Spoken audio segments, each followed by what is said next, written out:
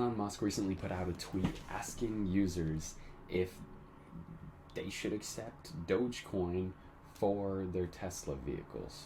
So the survey that he put out on Twitter, the poll, had received 2.3 million votes, with 77% of those people saying that he should do it.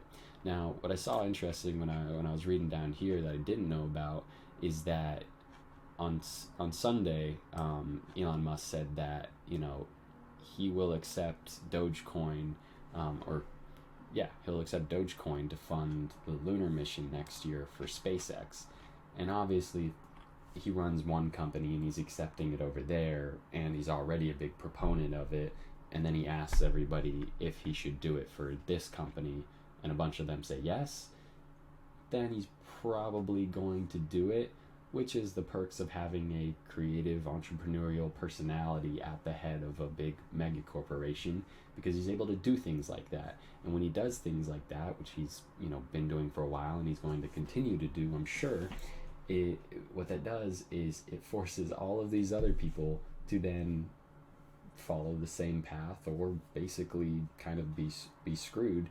And once 2 or 3 of them follow the same path, then the cat's out of the bag kind of thing, because once he does it, then GM and all of these other companies have to essentially start accepting. They'll probably start with Bitcoin too, and then they'll get into the Dogecoin as well, and probably a few other cryptocurrencies. And then next thing you know, every single car company is accepting 10-20 different cryptocurrencies, and because all of the car companies did it, now all of the restaurants did it. Because all of the restaurants did it, if McDonald's, for example, starts accepting it, if they haven't already in some places, then everybody else has to. So I'm super excited about this. I'm really interested to see how things kind of divulge over the next few years. I think this isn't going to take as long to adopt as some people might think. At first thought, you'd be like, oh, maybe 10-20 years. But the thing is that our generation and the generation that my generation, 20 to 25 year olds, generation before 30 to 40, and the next generation that's 8 to 15 now,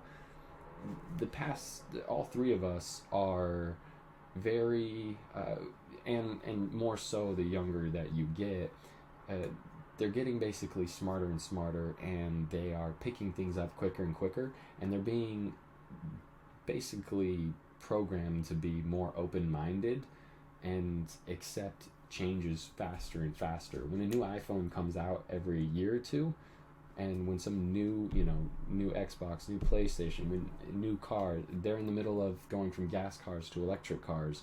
They're in the middle of seeing these rockets go up from SpaceX and being able to come back down.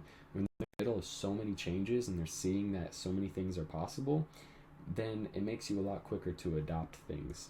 So I think that, the people that are in their 20s to 30s that are kind of in the middle of becoming in charge of these companies, for example, me, I'm 23.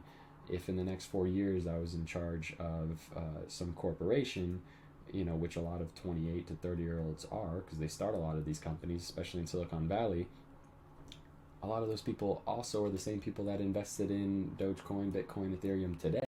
So they're very likely going to, adopt it and push for it to be adopted from the, more closed-minded, or typically the older crowd at their companies, especially if they're running it and they're able to just, make the decision, especially if it's a private company and they don't have a bunch of shareholders to answer to.